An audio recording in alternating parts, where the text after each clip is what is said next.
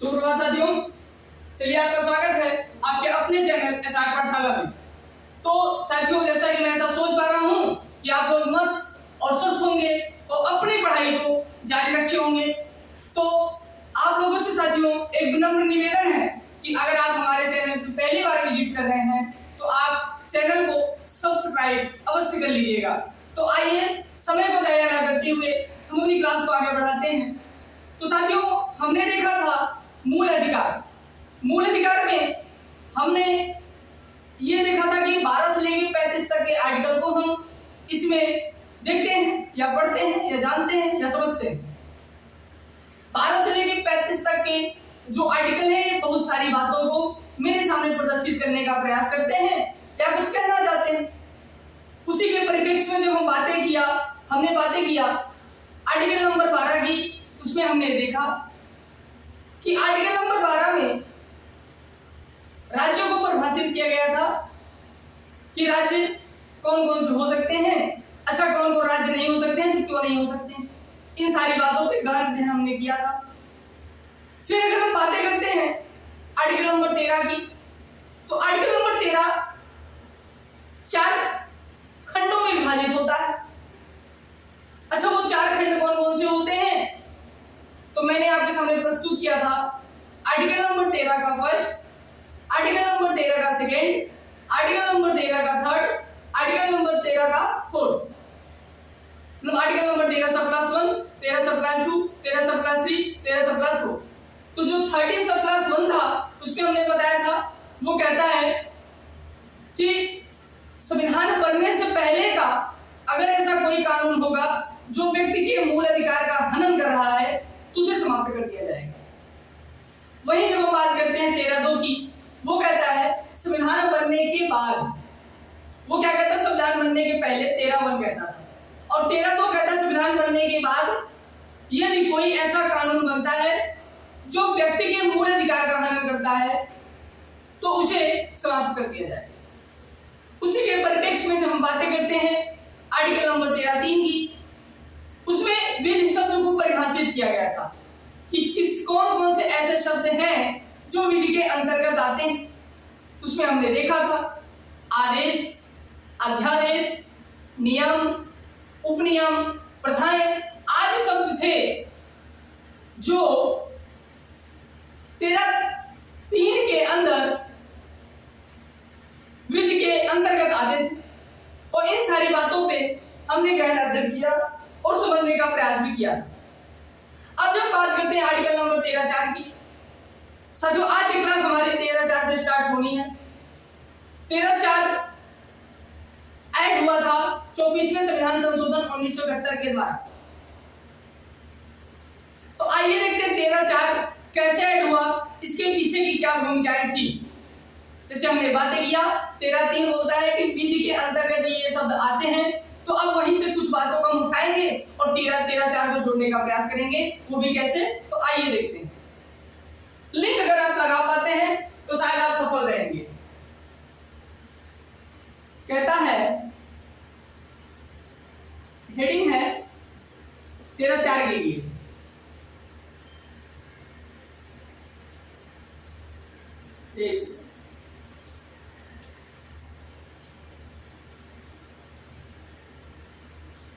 संविधान संशोधन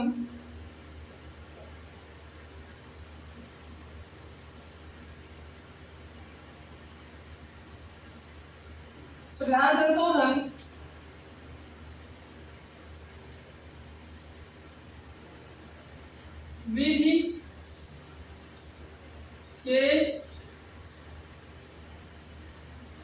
अंतर्गत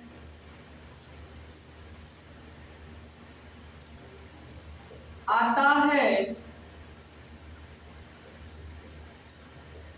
या नहीं, या हेडिंग हुआ क्या, संविधान संशोधन मतलब कॉन्स्टिट्यूशन अमेंडमेंट विधि के अंतर्गत आता है या नहीं आता, मतलब 13(3) के अंतर्गत आता है या नहीं आता है। जैसे उसमें हमने बताया था नियम, उपनियम, प्रथाएं, ये सारे शब्द 13(3) के अंतर्गत आते थे। तो ऐसे ही पूछा जा रहा है कि जो ये संविधान संशोधन है क्या ये विधि के अंतर्गत आता है? तो प्यारे साथियों, अब इसमें विवाद था और विवाद मचा ही रहेगा। तो जब आपको पता है जब घर में कोई विवाद होता है तो घर के बड़े बुजुर्ग के पास जाया जाता है कि इसका निर्णय, इसका सॉल्यूशन आप हमको खुद बताइए। तो उसका निर्णय देते हैं। तो आपको पता है जब देश में ऐसी कोई समस्या उत्पन्न होती है तो हम किसका दरवाजा खटखटाते हैं? तो प्यारे साथियों, एक और एक मात्र ही दरवाजा है, वो सुप्रीम कोर्ट का दरवाजा है। तो फिर हम पहुंच गए कहां पे? सुप्रीम कोर्ट के लिए। याद रखने की बात है प्यारे साथियों, अब हम 13-4 को जोड़ने की तैयारी कर रहे हैं। मतलब अब इसी में कुछ ऐसी प्रक्रियाएं होंगी जिससे कुछ लोग सहमत होंगे, जिससे कुछ लोग नहीं सहमत होंगे, और आएगी 1971 का समय, टाइम, जिसमें इंदिरा गांधी जी की सरकार होगी और उसी में कुछ संविधान संशोधन कर दिए जाएंगे। तो आइए देखते हैं वो क्या है। अब हम पहुंचे सुप्रीम कोर्ट के पास। अच्छा, जब हम सुप्रीम कोर्ट के पास पहुंचते हैं तो किसी ना किसी वाद के अंतर्गत उसके पास पहुंचते हैं। ऐसा थोड़ी है कि पहुंच जाने के बाद हाँ सुप्रीम कोर्ट ये मेरा काम करना है, ऐसा तो है नहीं। रिटन में कुछ ना कुछ उसको लिखना होगा कि हाँ माननीय सर्वोच्च न्यायालय, हमको ये समस्याएं हैं, इसका निर्णय आप दीजिए। तो अब लोग पहुंच गए कहां पे? संविधान संशोधन विधि के अंतर्गत आता है या नहीं आता है, इसको लेके कहां पहुंच गए? सुप्रीम कोर्ट में पहुंच गए। तो इसमें पहला जो केस बना था प्यारे साथियों, बना था शंकरी प्रसाद वाद। क्या बना था? शंकरी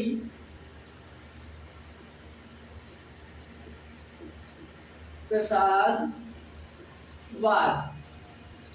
अच्छा, ये शंकरी प्रसाद वाद कब का है? तो 1951 का है सर, 1951 का है। अब शंकरी प्रसाद ने अपना केस लेकर सुप्रीम कोर्ट पहुंच गए। उन्होंने उसमें क्या दाखिल किया? उन्होंने दाखिल किया संविधान संशोधन विधि के अंतर्गत आता है नहीं आता, हमको बता। तो सुप्रीम कोर्ट की बेंच बैठी, उसने निर्णय दिया कि जो संविधान संशोधन है वो विधि के अंतर्गत नहीं आता है। मतलब शंकरी प्रसाद वाद में सुप्रीम कोर्ट ने बता दिया कि हाँ संविधान संशोधन विधि के अंतर्गत नहीं आता है। जब उसी में हम बात करते हैं, एक दूसरा केस फिर आता है क्या? सज्जन सिंह वाद। सज्जन सिंह वाद।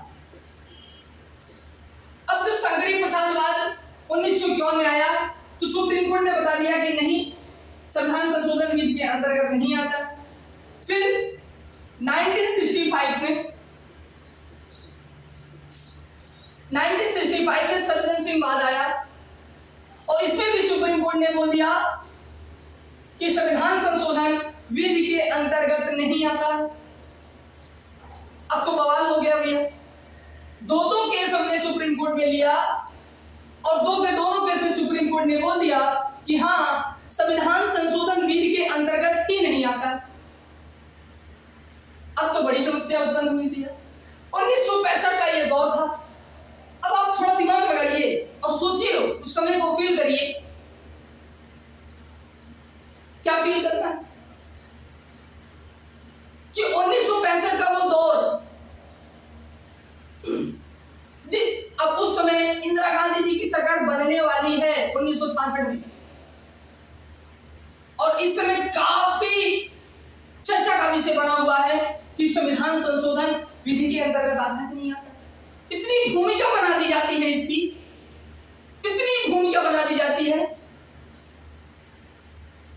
कि केवल मात्र कुछ संविधान संशोधन के माध्यम से ही इंदिरा गांधी प्रधानमंत्री बन जाती है। मतलब उन्होंने लोगों से वादा किया कि ये कर दूंगी, वो कर दूंगी, ऐसा कर दूंगी, वैसा कर दूंगी। लास्ट में 1996 में इंदिरा गांधी प्रधानमंत्री बनती। तो 1965 का ये दौर, जिसमें सज्जन सिंह वाद में भी सुप्रीम कोर्ट ने बोल दिया कि हाँ जो विधि है, विधि मतलब संविधान संशोधन है, वो विधि के अंतर्गत नहीं आता। फिर अगर हम बातें करें, अब तीसरा केस आता है, ये आया 1951 में और ये आया 1965 में। अब एक आता है 1967 में, गोलकनाथवाद।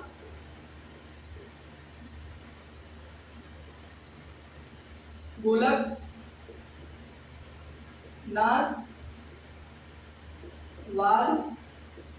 Versus state of Punjab.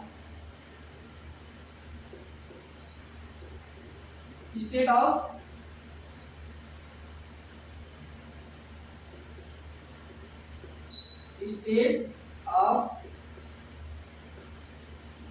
Punjab.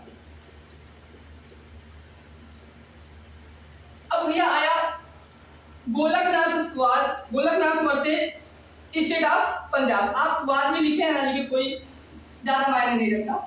अब आया 1967। अब आपको पता है कि 1966 में इंदिरा गांधी जी प्रधानमंत्री बनती हैं और इस दो बात में सुप्रीम कोर्ट ने मना कर दिया कि संविधान संशोधन विधि के अंतर्गत नहीं आता। लेकिन जब तीसरा वाद आता है, इसमें बोल दिया कि संविधान संशोधन विधि के अंतर्गत आता है। किस बात में? गोलकनाथवाद में। तो जब संविधान विधि के अंतर्गत संविधान संशोधन आता है, इसका मतलब है कि अब संविधान संशोधन हम कर सकते हैं इसके अंदर भी। तो इंदिरा गांधी ठहरी बहुत सख्त महिला, सख्त प्रधानमंत्री। उन्होंने 24वां संविधान संशोधन किया। कितना? 24वां संविधान संशोधन 1971। 24वां संविधान संशोधन 1971 करके 13(4) जोड़ दिया। क्या जोड़ दिया साथियों? 13(4).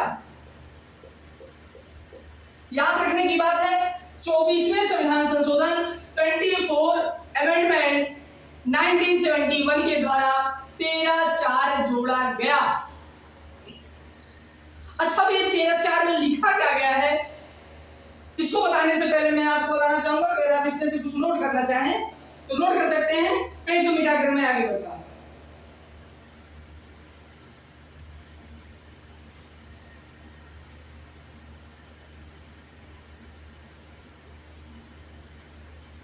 तो आइए,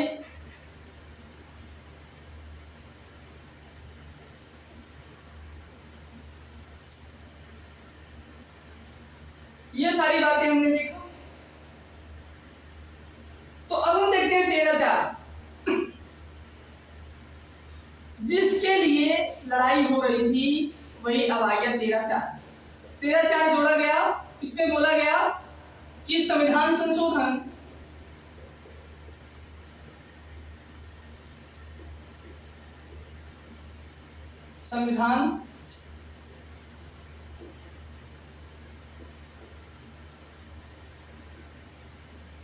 संविधान संशोधन विधि के अंतर्गत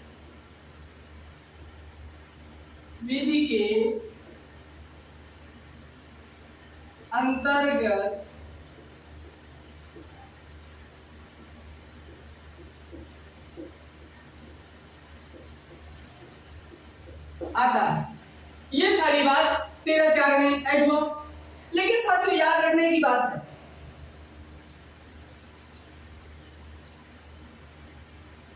1971 में हमने संविधान संशोधन तो कर दिया।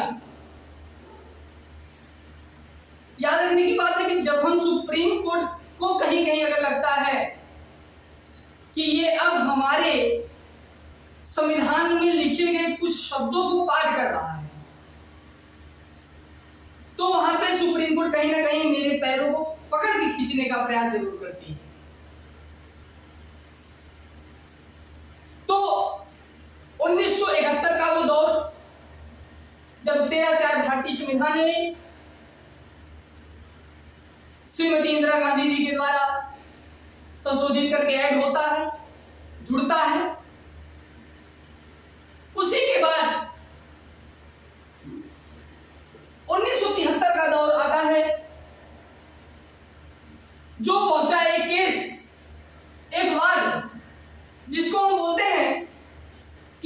एक महंत थे,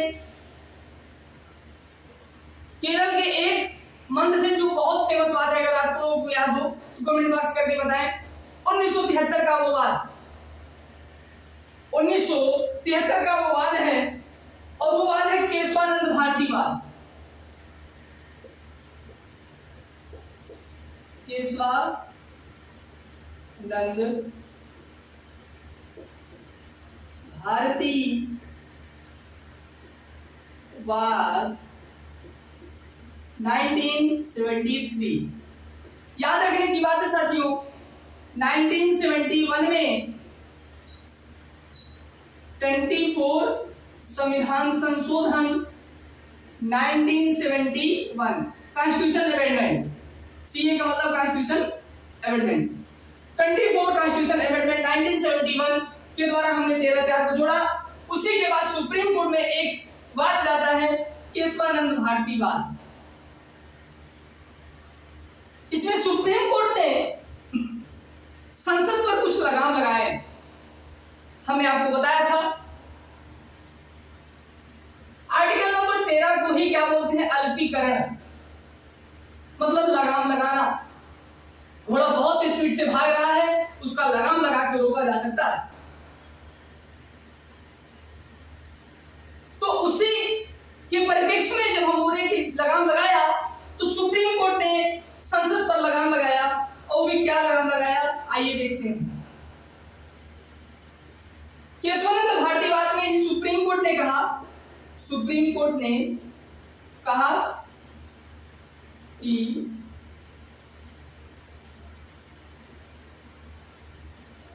संविधान संशोधन, संविधान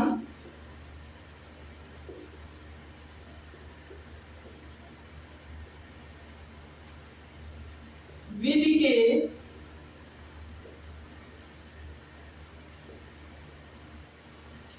अंतर्गत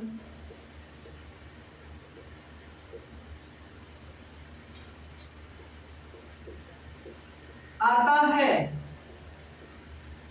बात सही है, मतलब सुप्रीम कोर्ट ने कहा कि यहां कहा कि संविधान संशोधन विधि के अंतर्गत आता है, लेकिन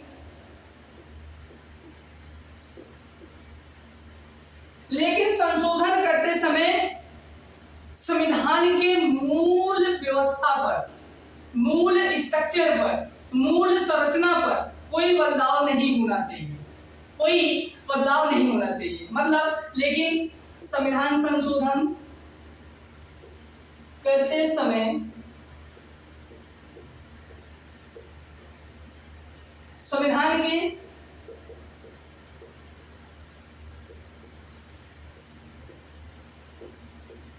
मूल संरचना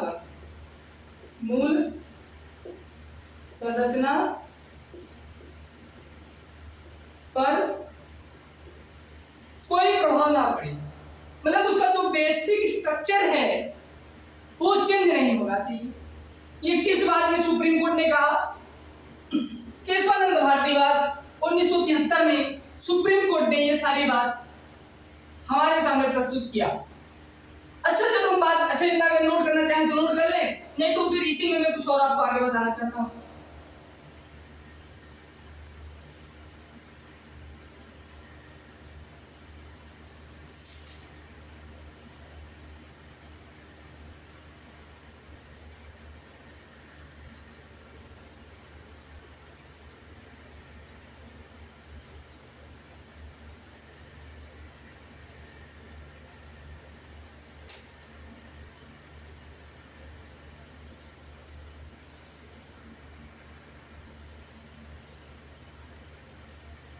तो प्यारे साथियों, आज की क्लास हमें रोकते हैं क्योंकि कुछ टेक्निकल इशू आ गए हैं, और उसी के कारण से शायद मेरी आवाज आपके पास नहीं पहुंच पा रही होगी, तो पहुंचती होगी फिर रुक जा रही होगी, फिर पहुंच रही होगी रुक जा रही होगी। तो इसी कारणवश मैं आज आपकी क्लास को यहीं पे रोकता हूं, और कल से मैं क्लास को फिर कंटिन्यू रखूंगा। कल मैं देखूंगा कि संविधान का जो बेसिक स्ट्रक्चर है वो क्या क्या है, उसके बारे में महत्वपूर्ण अध्ययन आपके सामने प्रस्तुत करेंगे साथियों। तो आज की क्लास बस इतना ही।